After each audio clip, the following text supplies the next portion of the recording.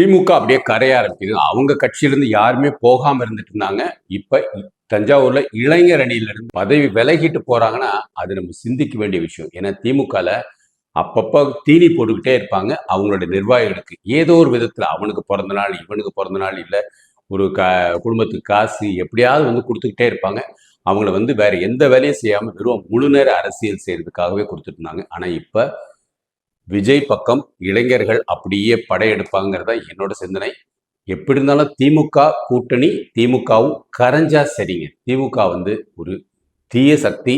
அது நம்மளை வந்து அப்படியே அழிச்சிரும். இப்போ 9.32 லட்சம் கோடி கடன் இருக்கு. இந்த 10 லட்சம் மடிக்கணினிய எவ்வளோ ஆயிருக்குன்னு போட்டு பாருங்க.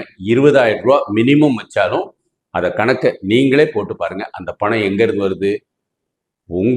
உங்க பேர்ல அரசாங்கம் கடன் வாங்கி கொடுக்குது. ஸோ இதை வந்து இளைஞர்கள் புரிஞ்சுக்கிட்டாங்க. ஏன்னா இளைஞர்கள் எல்லாரும் படித்தவங்க, கோபாலபுரத்துல மாதிரி மக்குக கிடையாது. அதனால நல்லா தெரிஞ்சுக்கோங்க. 2026 எலெக்ஷன் இளைஞர்கள் கையில. இளைஞர்கள் கரைய ஆரம்பிச்சாங்கன்னா திமுகவும் கரைஞ்சிரும். வாழ்க பாரதம், வளர்க தமிழ், ஒளிரட்டும் தமிழகம்.